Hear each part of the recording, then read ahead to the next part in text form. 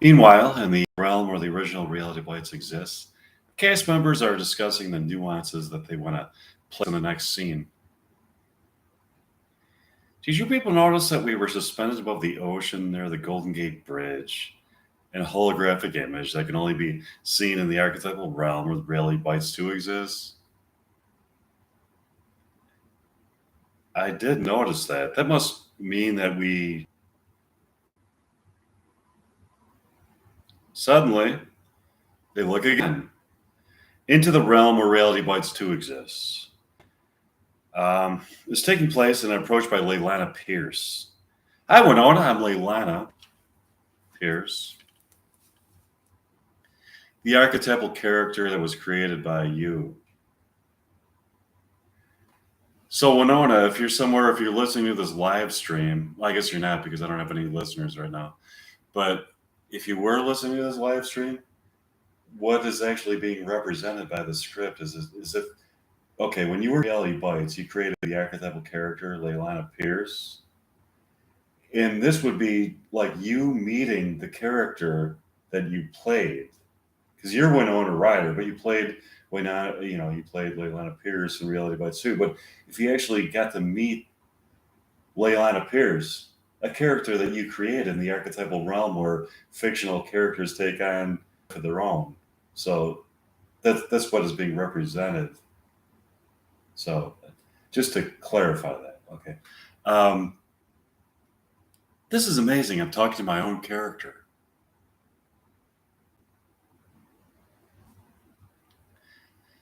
I want to tell you something, Winona. There is a guy named Mike Meyer from Chicago who would really like to meet you. In the early 90s, where you are, he is a student at Loyola University in Chicago studying accounting. He fell in love with you watching Heathers. It feels that you are his predestined lover. In the year 2022, where he is now,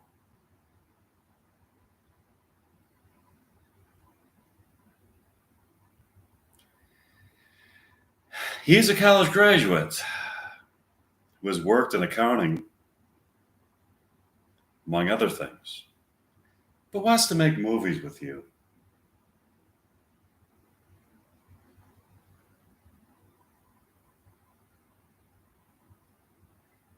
I would love to meet him. How can I? I happen to know that he will be seeing Reality Bites at a theater, Chicago, when it comes out. Maybe you should wait for him outside of the theater. When he departs from the theater,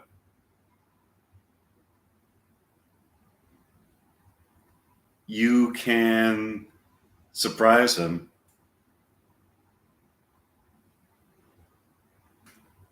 Imagine his sheer excitement and unexpectedly seeing you, Winona Ryder,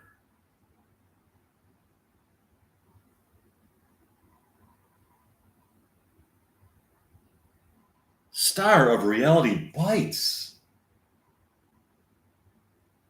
the movie he just saw, outside of the theater.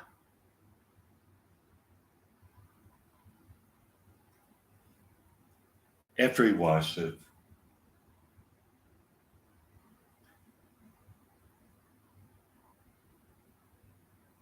so I'm just imagining how exciting that would be for me. If I saw that movie and it was like 23 or 24, and saw it in some local theater somewhere not too far from here, and the Lake Theater or something like that. And if you were in the streets after I had just seen that movie, and you're just like surprised me. I mean, not that it's very realistic, but I'm just thinking of like how transcendent an experience that would be. That would be like something that would almost like be such a heightened state of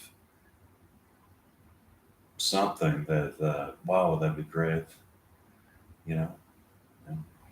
Uh,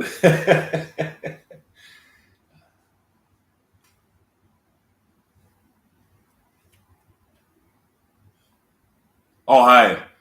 Who's this? I got some listeners. Wow. Well, so what? Who? Where are you? Who? Okay. Okay. So I got two listeners in the audience on my live stream. Yeah. Wouldn't that be awesome? Yeah. Because are you a Winona Ryder fan too?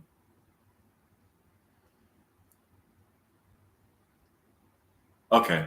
I'm gonna go back to my script. Okay. Let's see. Um, I think that's an amazingly wild and exciting idea that would be too thrilling and enlivening to pass up. Oh, cool. How old are you?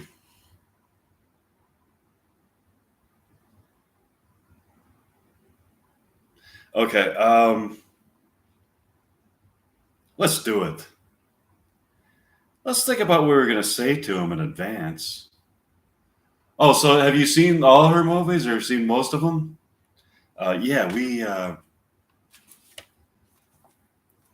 should. Oh, by the way, I hope you subscribe to my YouTube channel too. I got tons of stuff on it if you want to, if you're interested. If you like this live broadcast, there's a lot of stuff on there, songs, um, acting performances. Okay. Meanwhile, in the archetypal realm where Reality Bites 2 exists, Mike and Leilani decide to go to Pancakes by the Bay for breakfast. Watch a portrayal of the diner scene from Reality Bites portrayed by two young people. Oh, cool. You're a subscriber now. Thanks. Oh, you are a subscriber. Okay. Well, tell your friends about it if you would.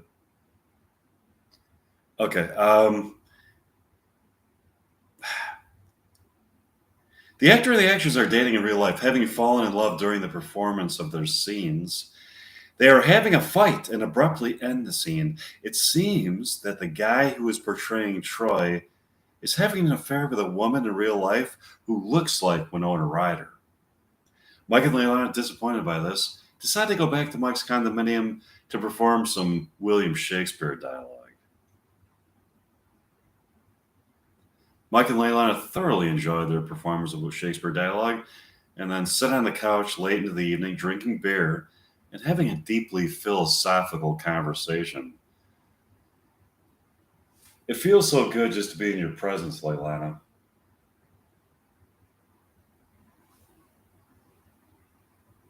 To drink beer and feel your touch. You have such an insightful mind and beautiful soul. Yeah, Mike, you and me, some beer, and some fascinating conversations. That's all we need. Yeah, Leilana, you and me, some beer and passionate love. You got it. That's all we need.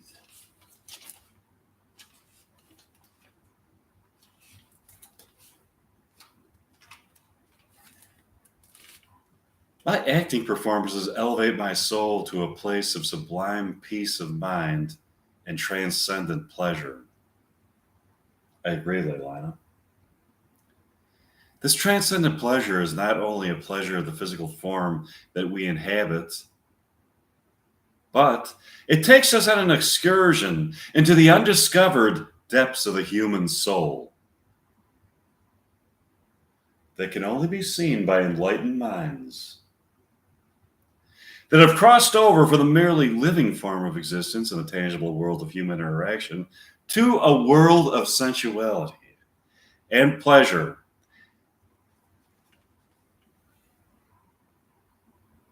As we stare into the boundless expanse of immortality, it is what a pleasure.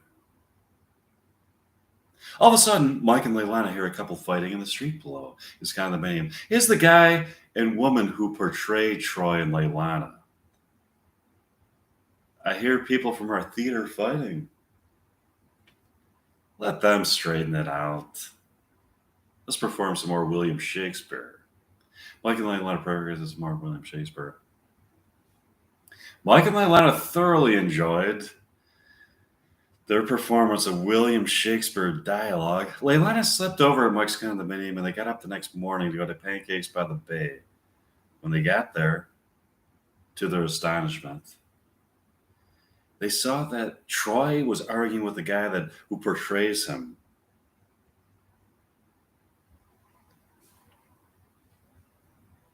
Leilana is with me now, Jim.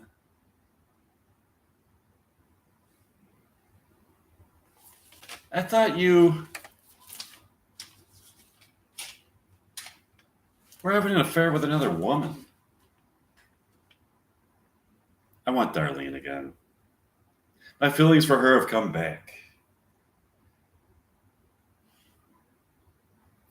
Leilana is mine. Mike walks up to Jim and Troy to speak to them. This is unusual. You guys are fighting over the girl who portrays Leilana in an adaptation of Reality Bites at Pancakes by the Bay? Why do you think this is unusual?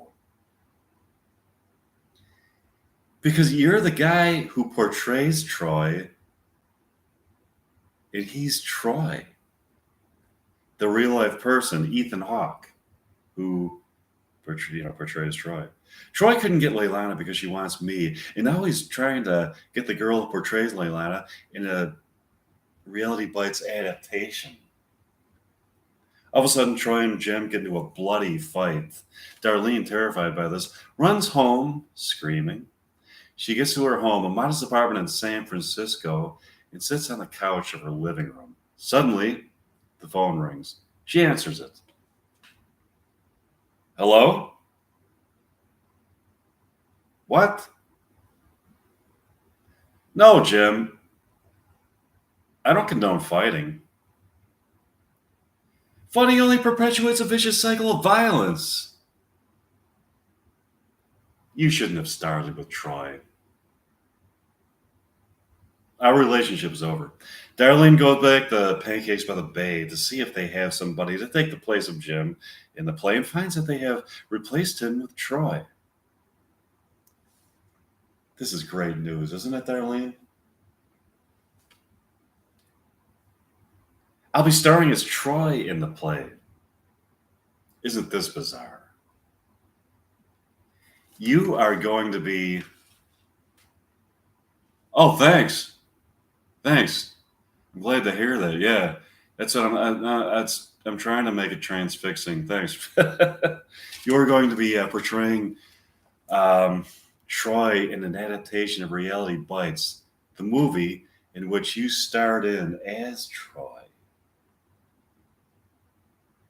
I like the idea.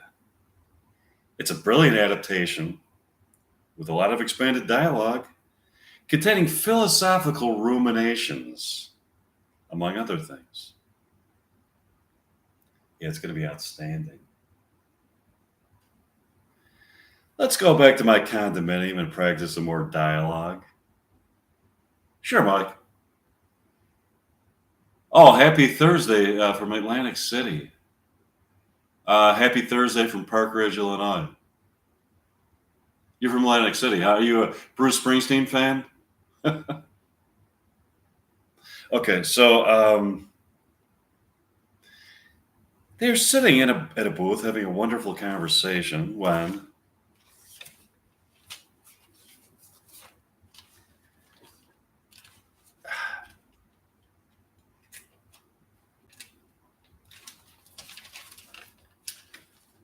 they see Mike Meyer, the guy who is writing the very script that they are in the street. So it's kind of like, imagine this. I'm the writer of this script featuring two characters, Mike Meyer, which is me, and then Mike, me, because I wrote myself into the script, and then Leilana Pierce. So if I was writing the script and then suddenly I crossed over from the tangible world of reality. Oh yeah, I agree with that. Bruce, yeah, he was amazing. Yeah, honestly, and so if I cross over like from if I can like write a script that exists like in the imagination, and I'm actually able to cross over into the very imagined scenario that I wrote, I could cross over that from the tangible world of reality into this world of imagination, which is a world that I created with my writing. So that's kind of what's happening. Um, and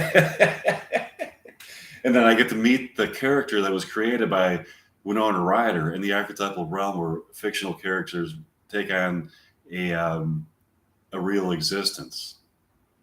You follow that? Okay. Let's see.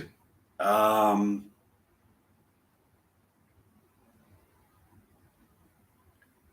Mike, fancy seeing you here in the realm of your own script.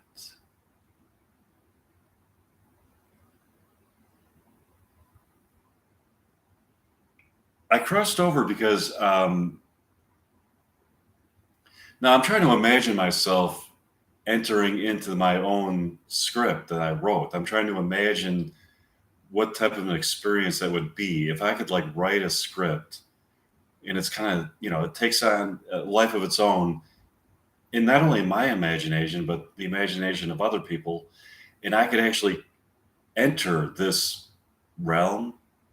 So I'm trying to imagine what type of like that experience of like crossing over into the imagined realm of my script. It's like enter into my script, you know?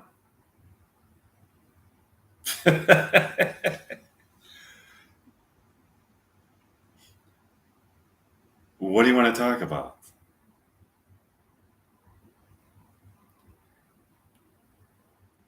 See me tonight by the Golden Gate Bridge at moonrise.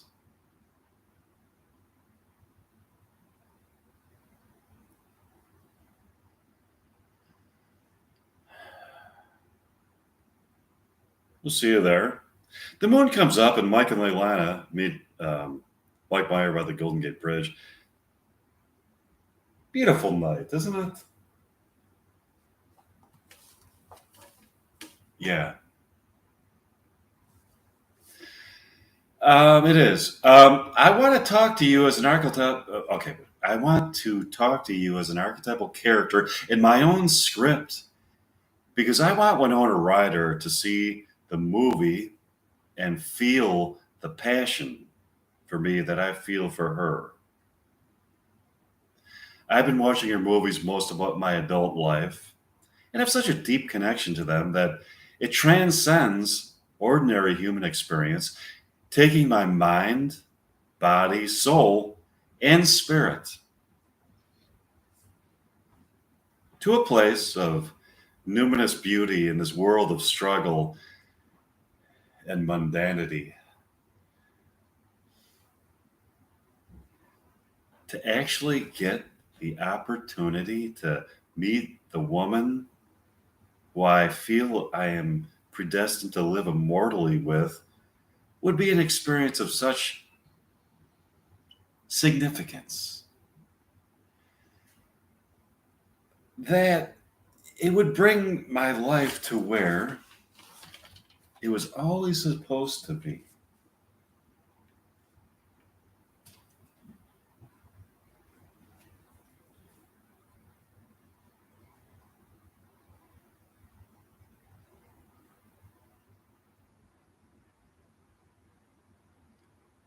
I think she's going to be inspired by that statement.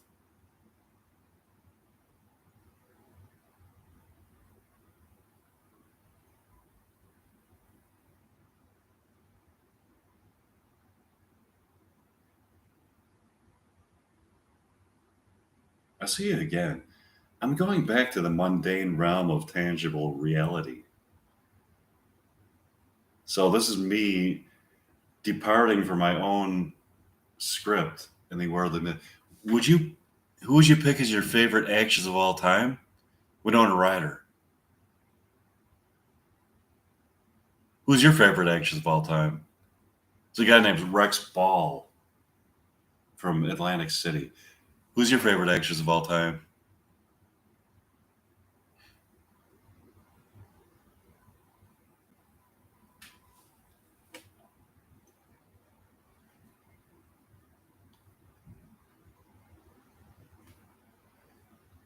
Kirsten Dunst. Yeah, she's good too. She was actually in a movie. Yeah, Stunning Beauty. Yeah. Oh yeah. Well, she was in a movie. Did you see Little Women with Kirsten Dunst and Winona Ryder? It's kind of a chick flick, but it's actually, it's really well acted.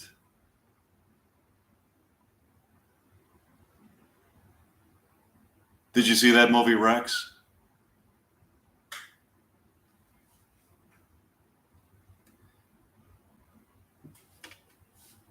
Okay. Anyways, back to my script. Um, Never have much. Yeah, Kirsten Dunst. I think it came out probably the 90s, early, no, 89, 90, early 90s, something like that. All right, cool, man. All right, I hope you subscribe to my YouTube channel, Rex. Not to sound too self-promoting, but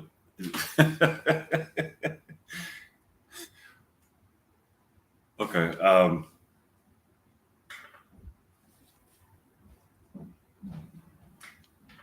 Okay, cool. Thanks. All right. All right. See you later, Rex. Do you ever hear Rex Reed? He's a film critic. Anyways, okay. All right. Okay. So, anyways,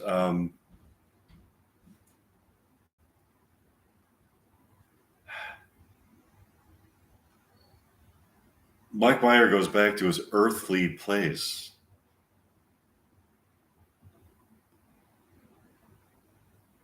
Mike and Leilana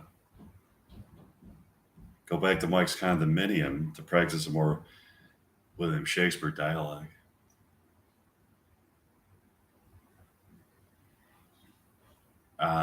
Here's an excerpt from it.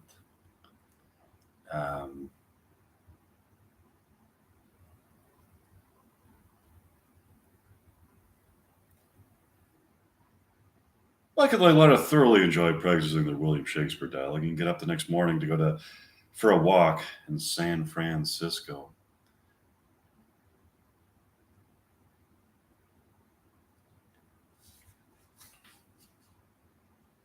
What a beautiful day it is.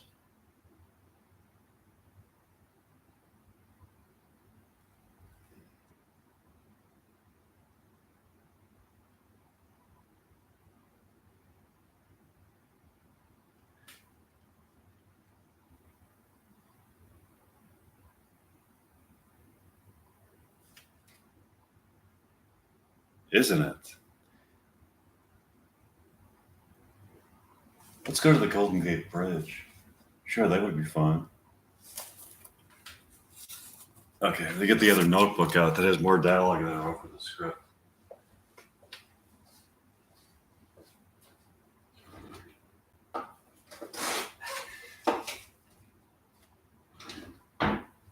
Okay, here's more dialogue for this script.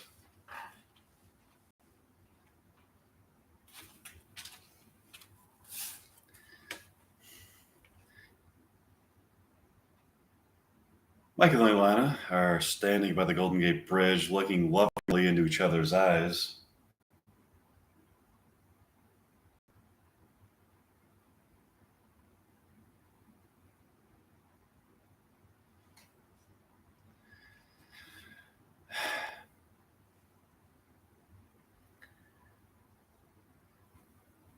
Mike Meyer really seems to be in love with Winona Ryder. He sure does. When Mike Meyer crossed over into the realm of fiction with us, I could feel the passion that he has for Winona Ryder coming from him. Yeah, I hope he meets her. How would you like to go to Pancakes by the Bay?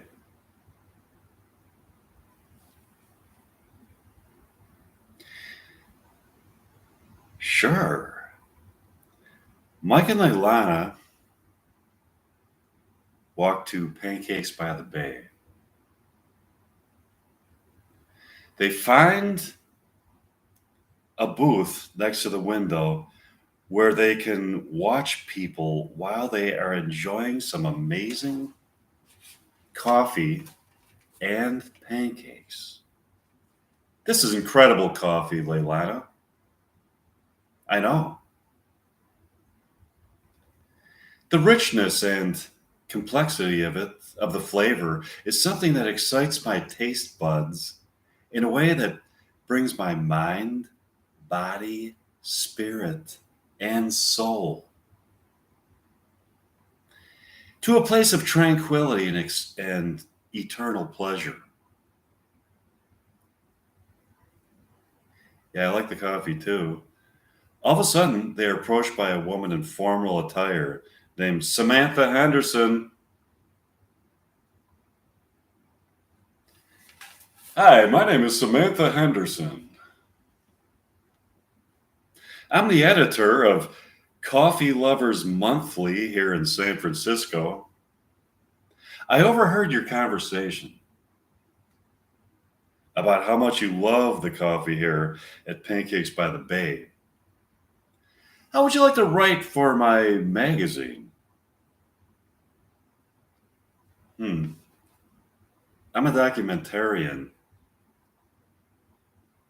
That's very flattering, but that you would like me to write for your magazine.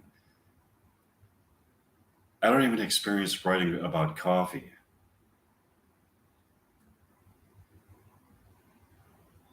I think that if you're a good writer, that that can translate into any form of writing. You know, that might be very interesting. I would like to write about not only the taste sensation of drinking coffee, but the history of coffee in society, the economic positioning of coffee, and the importance of coffee in American culture.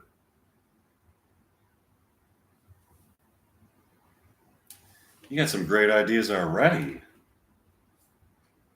I'll be back here tomorrow morning. We can discuss the details. I'll see you tomorrow.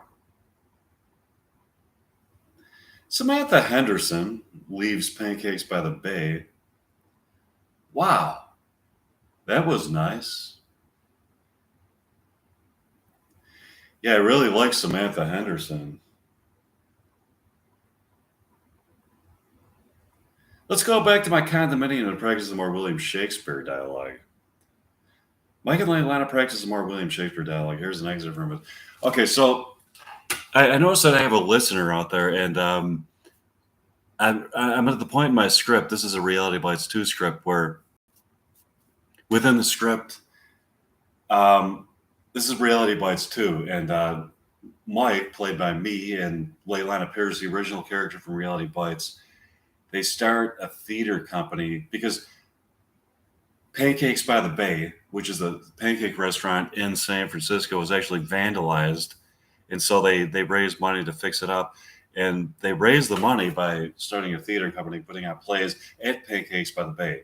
So they put out these William Shakespeare plays. So now I go into my William Shakespeare routine. So I'm glad I have a listener. I see that there's one listener of the audience on my YouTube stream. So if you would give me just 20 seconds, I'm going to walk back to my book collection, grab my complete works of William Shakespeare, and this would be what you are listening to is me and Leilana Pierce performing Romeo and Juliet. I'll be back in a few seconds.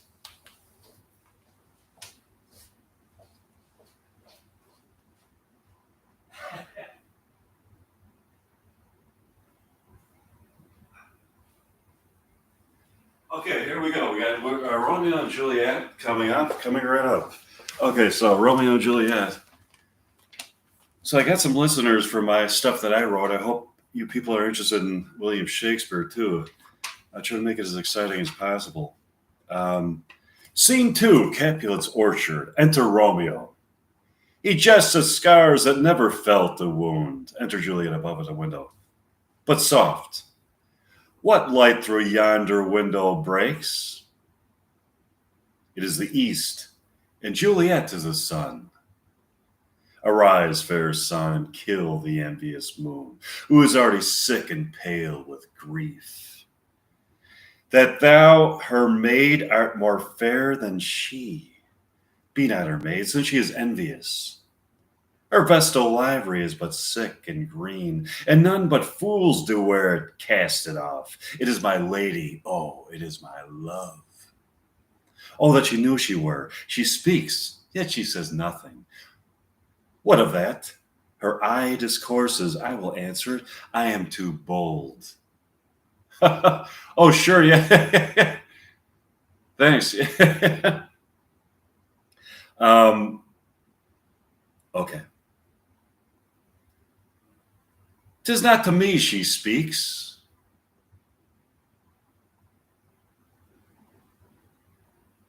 To the fair stars in all the heaven, having some business to entreat her eyes, to twinkle in their spheres till they return. What if her eyes were there, they in her head? The brightness of her cheek would shame those stars, as daylight doth a lamp. Her eyes in heaven would through the airy region stream so bright that birds would sing and think it were not night. See how she leans her cheek upon her hand? Oh, that it were a glove upon that hand, that I might touch that cheek.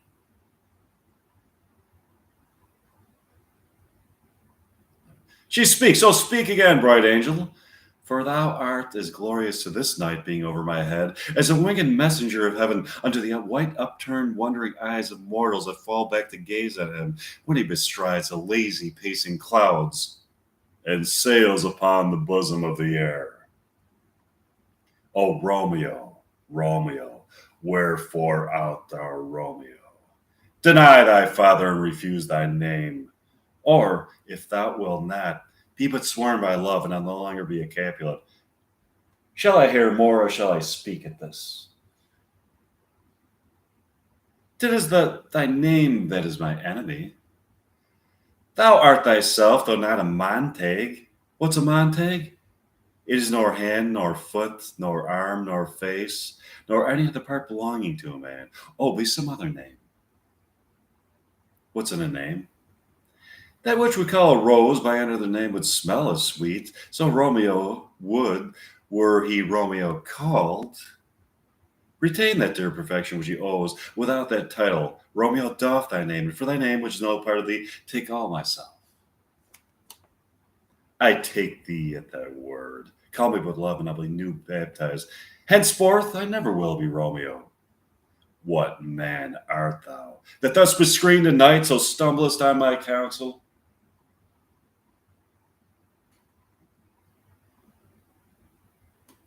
By a name I know not how to tell thee who I am.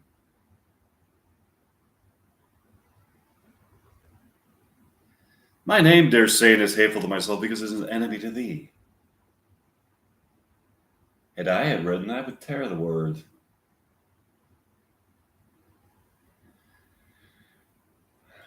My ears have not drunk yet 100 words of thy tongue's uttering. Yet, I know the sound. Art thou not Romeo and a Montag? Neither fair maid, or what? Neither fair maid of either thee dislike. How canst thou hither, tell me, and wherefore? The ushered walls are high and hard to climb, and the place death, considering who thou art. If any my kinsmen find thee here,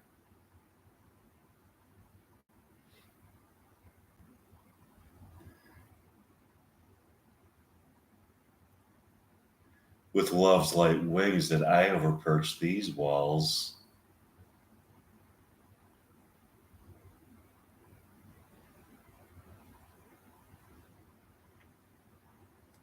For stony limits cannot hold love out, and what love can do that dares love attempt. Therefore, like kinsmen are no stop to me. If they do see thee, they will murder thee.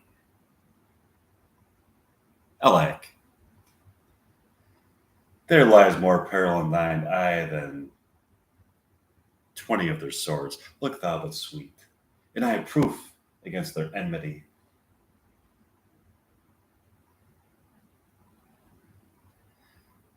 I would not for the world they saw thee here.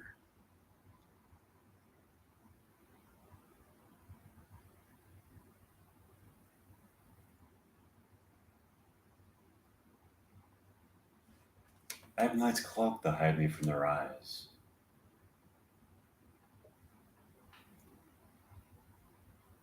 And but thou lovely let them find me here. My life were better ended by their hate than death prorogue, wanting at that love.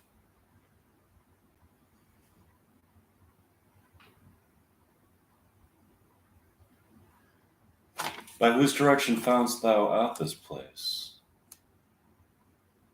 Thy love that first did prompt me to inquire.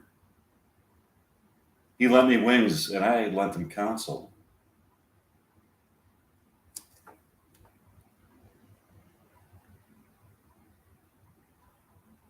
I'm no pilot.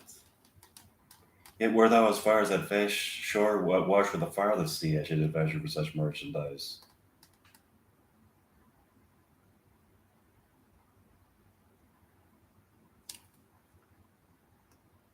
Thou knowest the mask of night is on my face. I was with a maiden blush be painted by cheek. For that which thou had heard me speak tonight, fame. This is the part that I want to read. Lady, by yonder blessed moon, I vow that tips of silver all these fruit treetops. Oh, swear not by the moon, the inconsistent moon, that monthly changes in her circled orb, lest thy love prove likewise variable.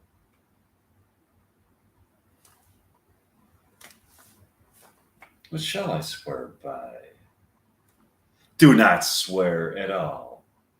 Or, if thou wilt, swear by thy gracious self, which is the God of my idolatry, and I'll believe thee.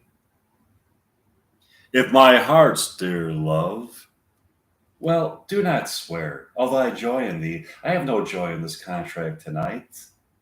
It is too sudden, too rash, too like the lightning, which doth cease to be, ere one can say it lightens sweet good night. This bud of love by summer's ripening breath may prove a beauteous flower when next we meet. Good night, a sweet repose and rest. Come my heart as I with my breast.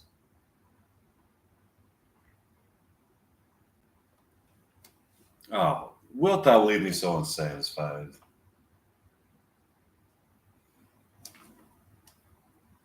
What satisfaction canst thou have tonight? The exchange of thy love's faithful vow for mine. I gave thee mine before thou did request it. Yeah, word would they give again?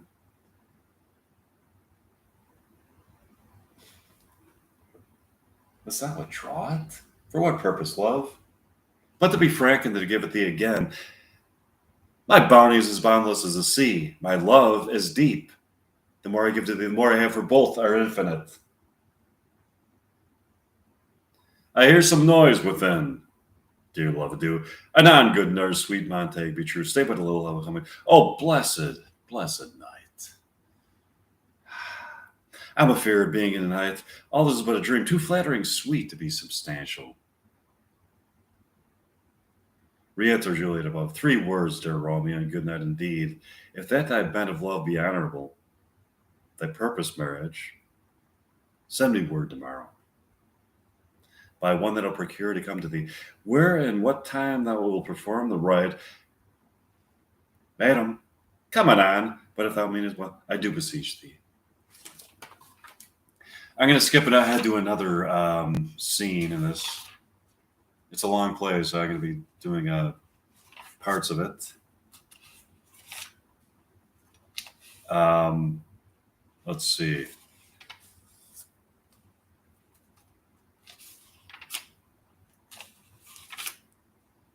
I want to go towards the end of just to jump to the end of the script that kind of like it really goes into really what happens at the end. Okay.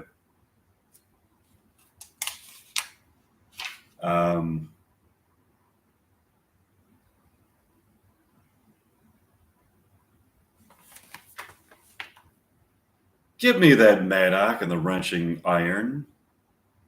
Oh, take this letter early in the morning. See thou deliver it to my.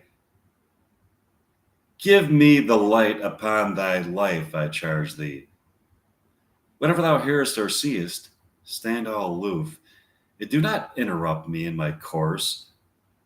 Why I descend into this bed of death is partly to behold my lady's face.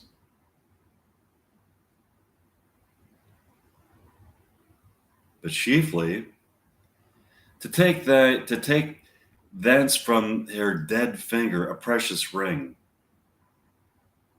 a ring that I must use in dear employment. Therefore, hence, be gone. But if thou jealous, dost return to pry it. And what I farther shall intend to do, by heaven, I will tear thee joint by joint.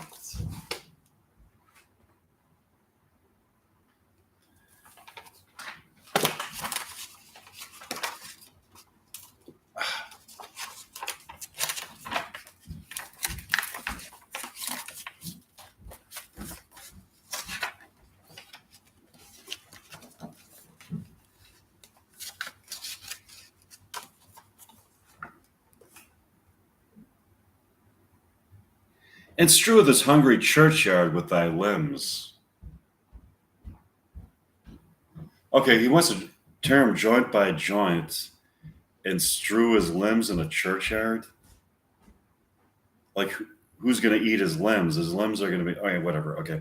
The time and my intents are savage wild, more fierce and more inexorable than empty tigers or the roaring sea.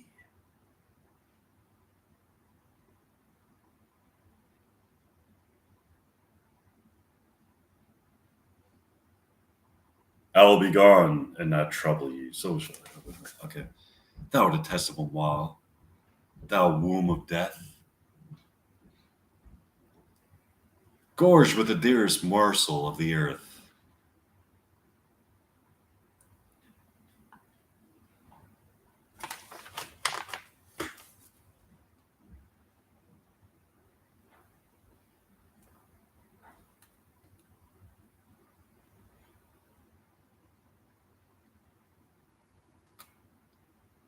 I hear some noise.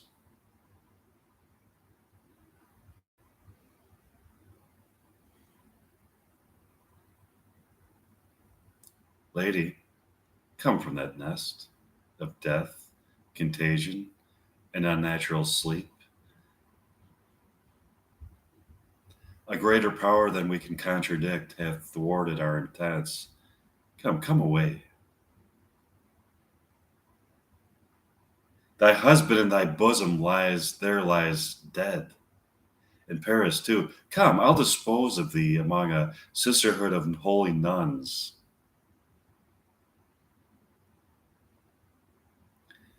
Stay not the question, for the watch is coming. Come, go, good Juliet, I dare no longer stay.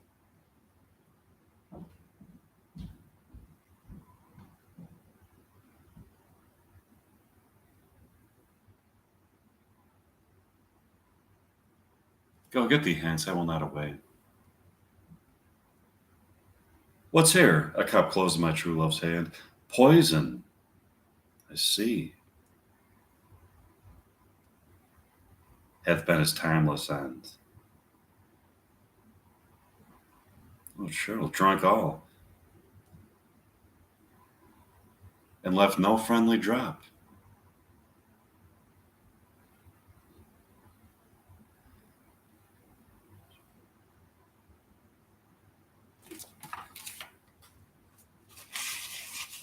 So Romeo was poisoned. So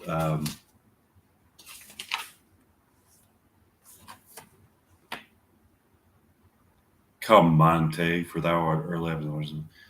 Okay. So that was a little bit of okay. What I kind of feel like doing now is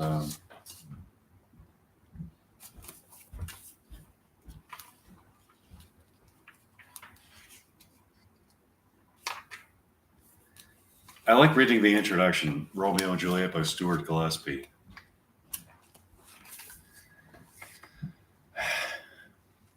Romeo and Juliet is usually dated to the mid 1590s. Wow, it's a long time ago. Here we are in 2022. I'm reading something that was written by somebody in the 1590s.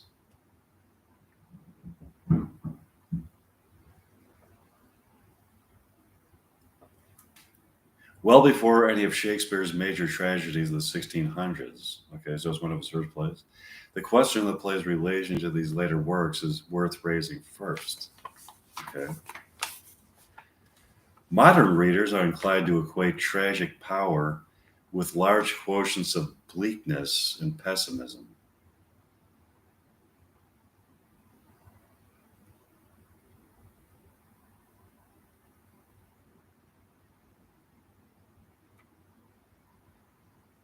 This is one reason why in the late 20th century, King Lear is often felt to represent the apogee of Shakespeare's tragic work. Okay, so wait a minute. Okay. Um,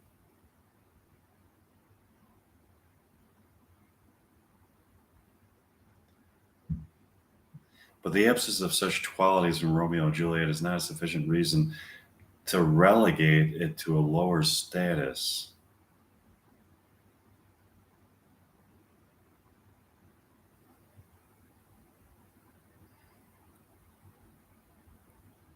As a tragedy.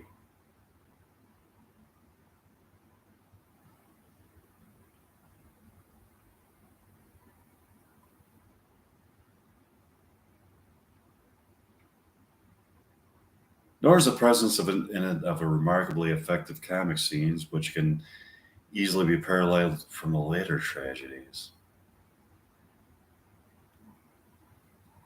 But in the two respects in which the play can most readily be seen as opening within the tragic pattern, limitations are in evidence.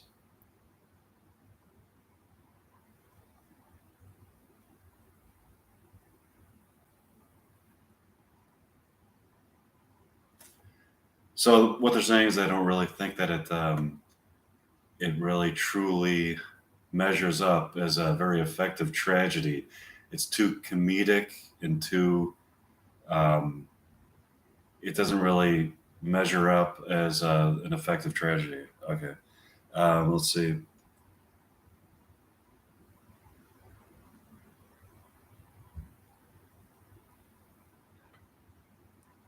First, the supernatural elements in the situation, though frequently referred to by the characters, seem not to create the effect of tragic forces in play. Okay. The prologue famously refers to star-crossed lovers.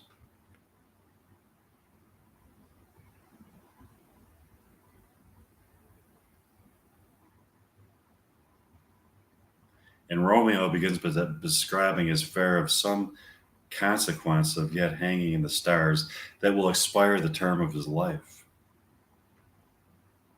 So it's kind of like an early reference to astrology and how, if you look at star patterns, some people think that destinies and fates are can be seen in star patterns, and it's kind of like the study of astrology. And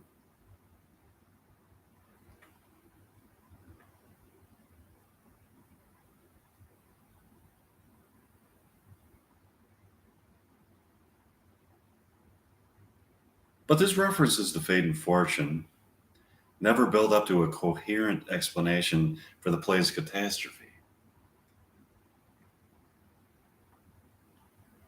Romeo's death scene itself offers no suggestion of cosmic forces at work, and the chain of events which led to it described by Friar Lawrence in his final resume is a mere sequence of accidents. So they're saying there's some kind of like inconsistency and it's not fully coherent.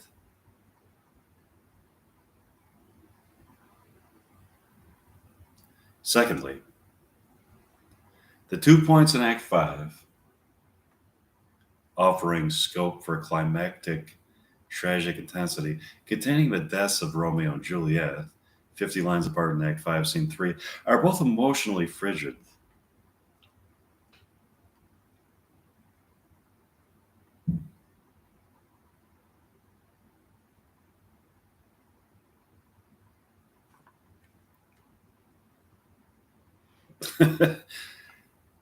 um, Neither character looks death in the face as it really is. What does that mean? Um, Death is to them a relief, almost a mere figure of speech.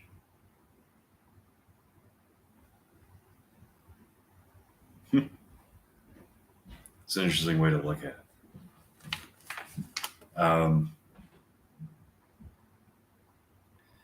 None of this is to deny that the play can boast wonderful qualities and incomparable moments.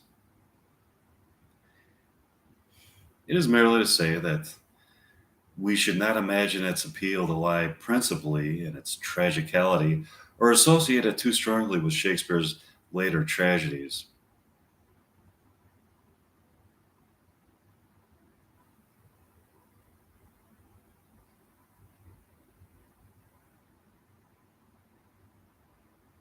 In other ways, in fact, the play gains by comparison with later Shakespearean works. Okay. Not a few of Shakespeare's later young lovers seem insipid and half-hearted creations when we recall the robust and vibrant energy with which Romeo and Juliet are invested. Shakespeare's achievement here does not lie in giving the lovers truth to life in any direct sense. The extreme youth of Juliet, for example, seems to have more to do with romance than with contemporary reality. In the balcony scene, which T.S. Eliot called a kind of image of perfection of verse drama, what matters is not realistic effect, but an atmosphere of wonder and delight. Here, as so often in the play, the most striking impression is of the poetry. A poetry of exhilarated surges, magically swift, light, and intense. Here are the transports of an imagination which is recklessly quick and headlong, but also accurate and subtle.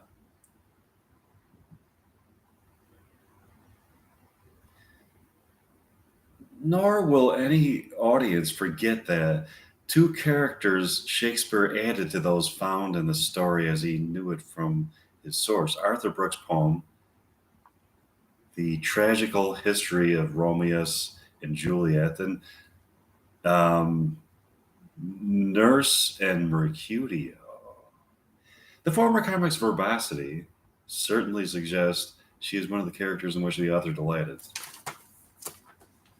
And no actor who is capable of speaking her lines can really fail with the part.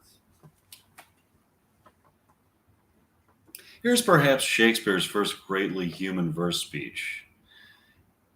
Its rhythm so supple that some early editions erroneously printed parts of it as prose. The phrases are hers and hers alone. Character unfolds with each phrase. But she's more than a detached personality, character sketch in the play. The nurse's discourse operates with the region of the painfully funny and ultimately has similarities with that of Lear's fool. Like him, she is licensed to speak profound nonsense. But Mercutio is perhaps this play's greatest single invention. His exquisite ebullience and overflow of youthful life issues out of his wit, in which arena he is the only match for Romeo.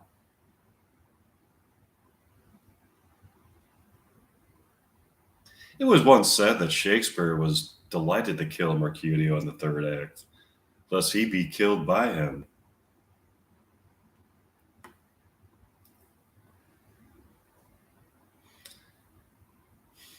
That Mercutio's appeal risks overbalancing the play and distracting us from the lovers. Mercutio's death is, at any rate, um, something of a showstopper. It involves a serious sense of loss, more serious in many ways than those we experience with the lovers. They have some. They have made worms meat of me. I have it in soundly too. Are Mercutio's last words. He has no regrets, nor any hypocrisy of resignation, but dies with his teeth set impenitently in himself to the last. Okay, so it's a great play. Let's see. Now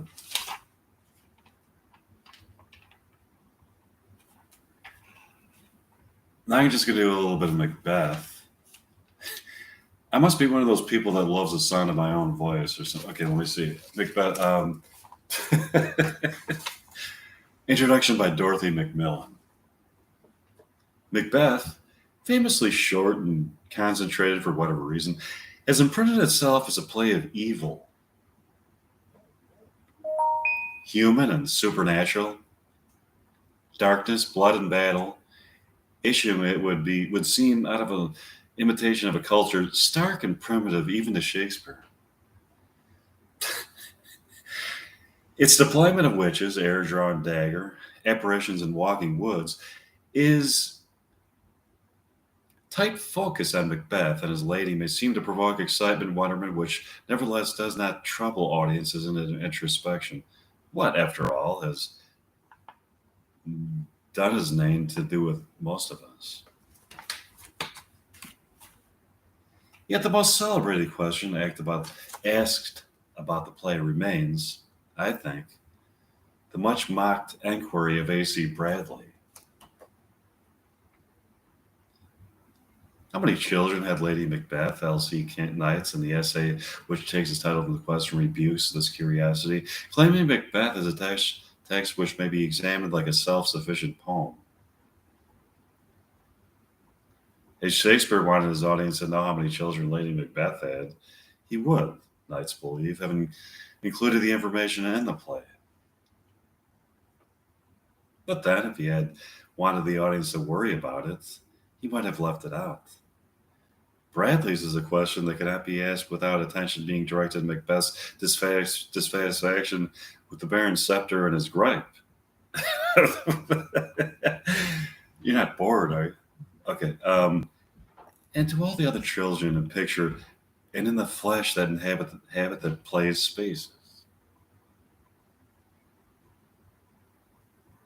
It may well turn out that an emphasis on babes is as fruitful a key to the production of meaning in Macbeth as is fixing on bedlam, blood, and battle.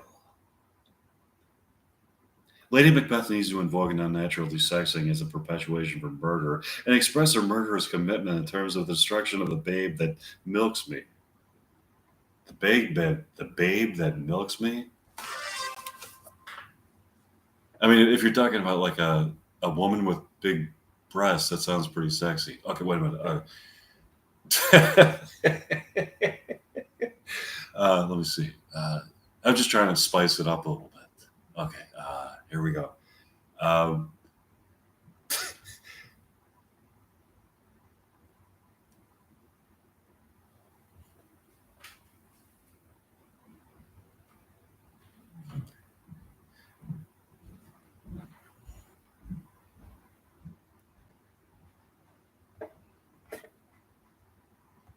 Okay, let's get serious. Okay,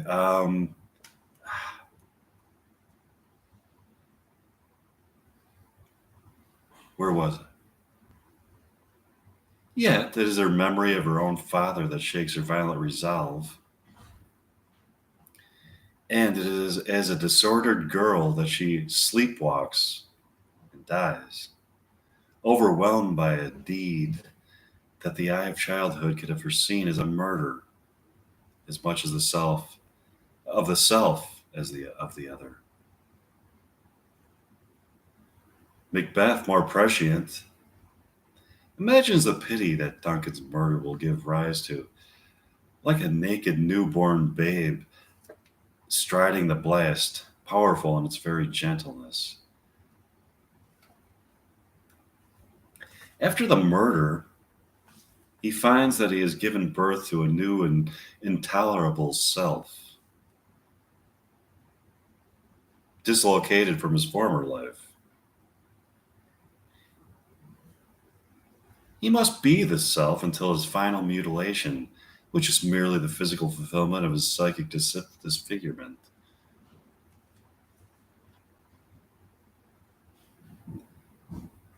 But if Macbeth's former self becomes for him an enemy to be obliterated, so too does his country. With the escape of Fleance, the barrenness of his scepter is confirmed and his act is exposed in its naked lack of meaning. All values of stability and continuity are subsumed into the animal need for immediate security.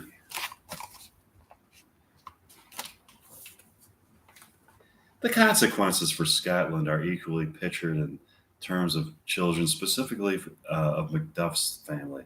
Macduff is, of course, himself the bloody child of the witches, apparitions who become Macbeth's nemesis.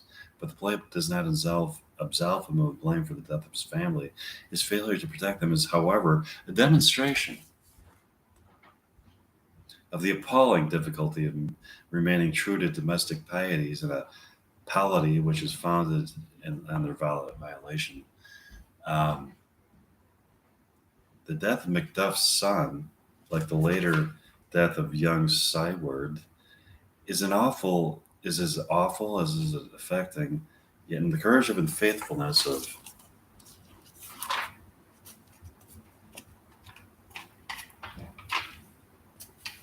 these children lies Scotland's hope.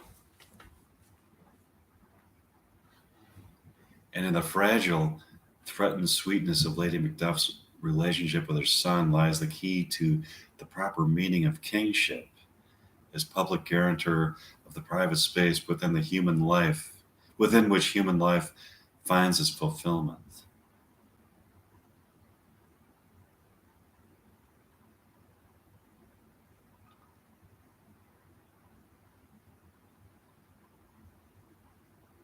Macbeth's is made tolerable in the end because he recognizes this, longs for the honor, love, obedience, troops of friends that his deed has denied to himself and to his subjects. Malcolm's promise to perform what is needful in measure, time, and place celebrates the restoration of the ceremony of innocence, the violation and power of which are signaled equally by the bloody babes of Macbeth.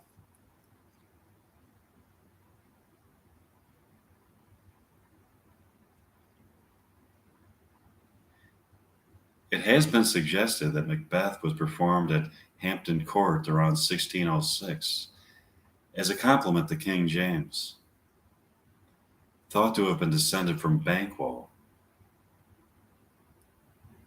keen on the divine right of kings and unquestionably interested in witches.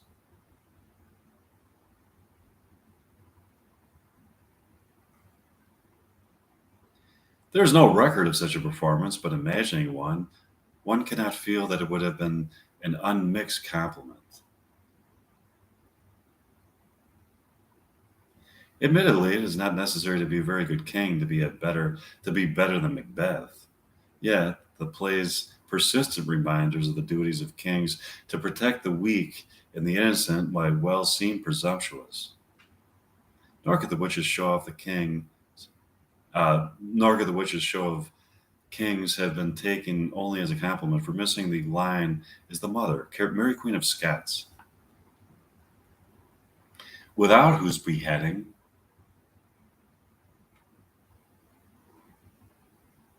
James could scarcely have been where he was. It is at least awkward for a king to have his mother the victim of public execution. The absence of the mother's children, the absence of a child's mother, may help to account for the special character of Macbeth.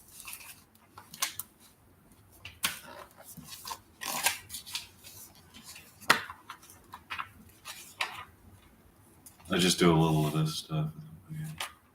Let's see.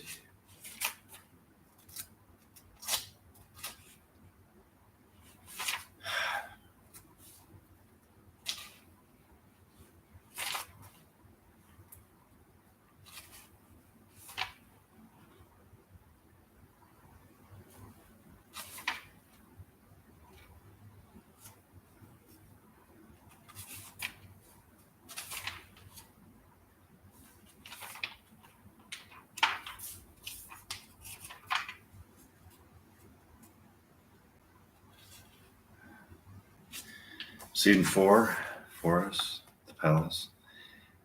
Flourish entered Duncan, Malcolm, Donalbain, Lennox, and attendants.